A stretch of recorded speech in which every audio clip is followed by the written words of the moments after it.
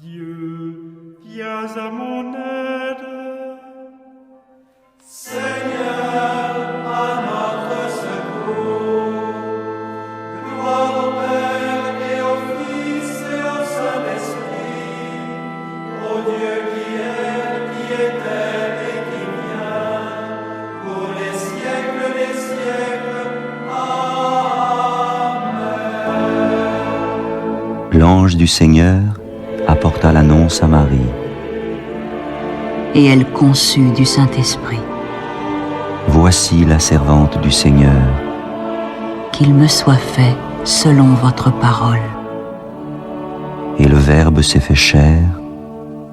Et il a habité parmi nous. Priez pour nous, Sainte Mère de Dieu, afin que nous soyons rendus dignes des promesses du Christ. Daigne, Seigneur, répandre ta grâce dans nos âmes, afin qu'ayant connu par le message de l'ange l'incarnation du Christ, ton Fils, nous arrivions par sa passion et par sa croix à la gloire de sa résurrection. Par le Christ notre Seigneur. Amen.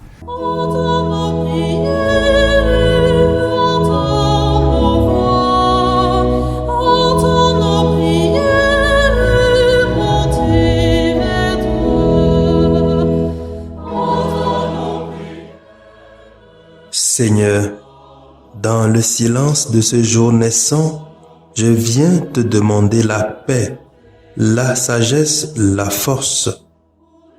Je veux regarder aujourd'hui le monde avec des yeux tout remplis d'amour, être patient, compréhensif, doux et sage, voir au-delà des apparences tes enfants, comme tu les vois toi-même, et ainsi ne voir que le bien en chacun. Ferme mes oreilles à toute calomnie. Garde ma langue de toute malveillance. Que seules les pensées qui bénissent demeurent en mon esprit. Que je sois si bienveillant et si joyeux, que tous ceux qui m'approchent sentent ta présence. Revêt-moi de ta beauté, Seigneur, pour qu'au long de ce jour, je te révèle. Amen.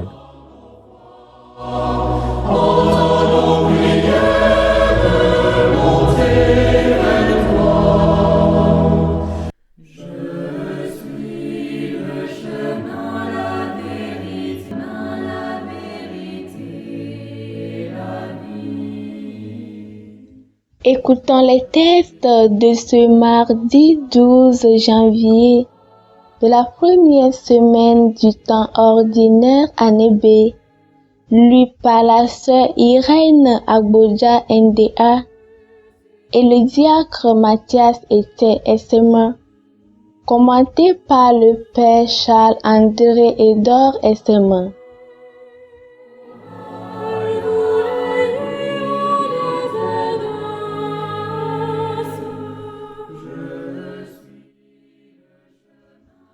Lecture de la lettre aux Hébreux, chapitre 2, versets 5 à 12.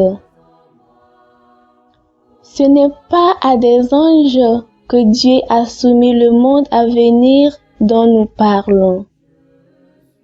Un psaume l'atteste en disant: Qu'est-ce que l'homme pour que tu penses à lui, le fils d'un homme que tu en prennes souci?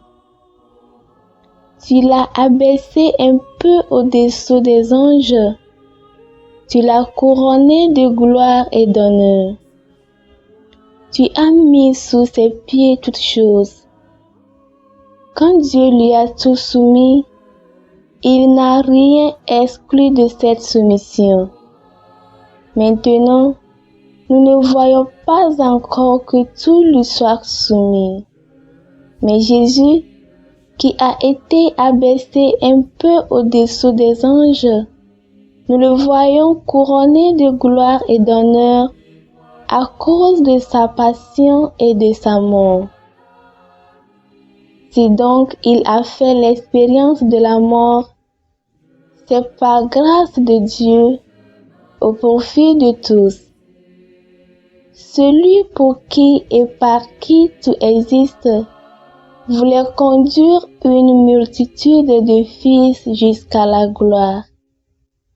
C'est pourquoi il convenait qu'il mène à sa perfection, par des souffrances, celui qui est à l'origine de leur salut.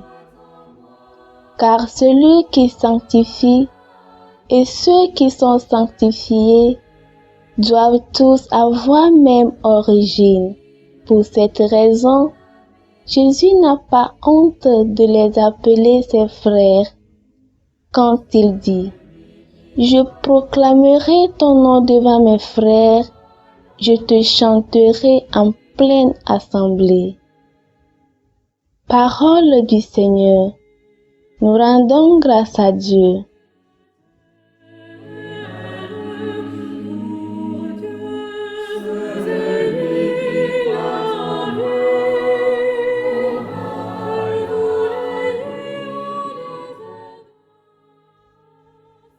Répétez après moi le répond du psaume 8. Tu établis ton Fils sur les œuvres de tes mains. Ô Seigneur notre Dieu, qu'il est grand ton nom par toute la terre. Qu'est-ce que l'homme pour que tu penses à lui, le fils d'un homme que tu en prennes souci? Tu établis ton Fils sur les œuvres de tes mains. Tu l'as voulu un peu moindre qu'un Dieu, le couronnant de gloire et d'honneur. Tu l'établis sur les œuvres de tes mains, tu mets toutes choses à ses pieds. Tu établis ton Fils sur les œuvres de tes mains. Les troupeaux de bœufs et de brebis, et même les bêtes sauvages, les oiseaux du ciel et les poissons de la mer, tout ce qui va son chemin dans les cieux. Tu établis ton Fils sur les œuvres de tes mains.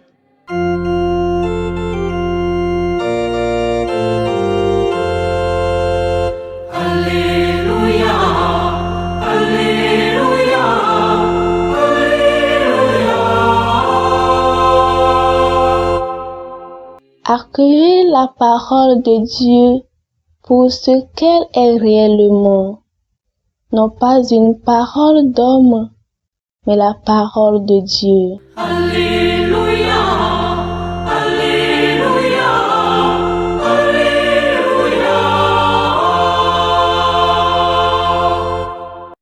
Le Seigneur soit avec vous. Évangile de Jésus-Christ selon saint Marc, chapitre 1, versets 21 à 28. Jésus et ses disciples entrèrent à Capharnaüm. Aussitôt le jour du sabbat, il se rendit à la synagogue et là il enseignait. On était frappé par son enseignement, car il enseignait un homme qui a autorité et non pas comme les scribes.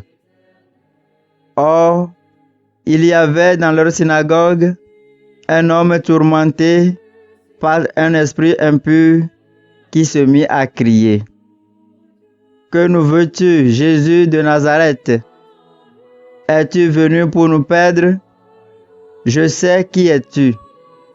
Tu es le Saint de Dieu. » Jésus l'interpella vivement.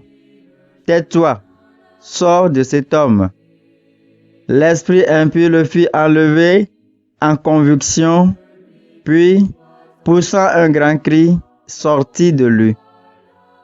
Ils furent tous frappés de stupeur et se demandaient entre eux, « Qu'est-ce que cela veut dire? Voilà un enseignement nouveau donné avec autorité. Il commande même aux esprits impurs et ils lui obéissent. » Sa renommée se répandit aussitôt partout, dans toute la région de la Galilée. Acclamons la parole de Dieu.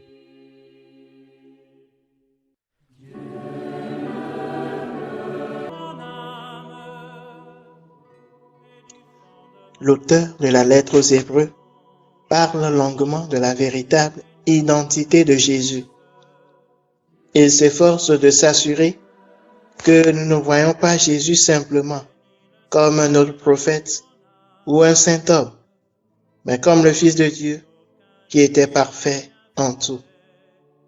Dans les dernières lignes, il nous dit aussi que celui qui nous a sanctifiés, le Christ, et nous qui sommes sanctifiés, sommes de la même souche, c'est-à-dire que nous sommes tous fils et filles de Dieu, et que le ciel est notre vraie maison. Dans notre texte évangélique, Jésus a fait de la ville de Capharnaüm, au bord de la mer de Galilée, qui est le centre du commerce de la pêche, son quartier général. Là, il a commencé son ministère de prédication, d'enseignement et de guérison. Les gens ont été impressionnés par l'autorité de son enseignement. Les prophètes de l'Ancien Testament avaient enseigné en utilisant l'autorité déléguée de Dieu. Les scribes et les pharisiens enseignaient en citant Moïse, les prophètes et les grands rabbins. Mais Jésus a enseigné en utilisant sa propre autorité et sa propre connaissance en tant que Dieu. La connaissance parfaite de Dieu, l'accomplissement parfait de la volonté de Dieu et la confiance absolue en Dieu étaient les sources de l'autorité de Jésus. La deuxième partie de l'évangile d'aujourd'hui décrit une guérison par exorcisme que Jésus a accompli dans la synagogue. On nous raconte comment Jésus, utilisant son autorité de Dieu, chassa le diable par un seul commandement. Tais-toi et sors de lui. Dans la Palestine du 1er siècle, la plupart des maladies, en particulier les maladies mentales, étaient considérées comme les résultats d'une possession démoniaque. Et les exorcistes, juifs et païens, utilisaient de longues procédures et la force physique dans leur exorcisme. Quand Jésus a ordonné aux malins de partir, il a fait aussitôt, et dans sa précipitation à partir, le mauvais esprit a secoué l'homme. Ainsi, Jésus a démontré qu'il est le Messie, le Sauveur, plus puissant que le démon. Même le démon en témoigne. Je sais qui tu es, le Saint de Dieu. Marc chapitre 1, verset 24. Que pouvons-nous retenir? Notre foi est basée sur la divinité du Christ, qui est prouvée par ses miracles. Ceux-ci, à leur tour, donnent autorité et validité à son enseignement et à ses promesses. Par conséquent, acceptons les enseignements de Jésus, même si certains d'entre eux sont des mystères hors de notre portée. Lisons chaque jour la parole de Dieu qui fait autorité et assimilons-la dans nos vies. Dans nos maladies, approchons-nous avec confiance de Jésus, le guérisseur, avec une foi confiante. Puis allons vers les médecins qui servent d'instruments actuels du ministère de guérison de Jésus au milieu de nous. Jésus est venu détruire l'ensemble du pouvoir du mal. Prions. Jésus, garde-nous de nous habituer à ta parole et à tes actes. Révèle-nous leur continuelle nouveauté.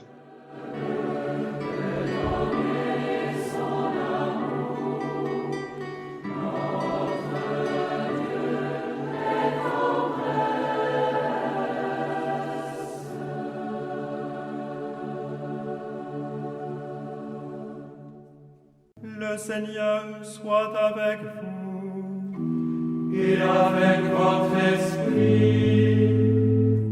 Que Dieu Tout-Puissant vous bénisse, le Père, le Fils et le Saint-Esprit.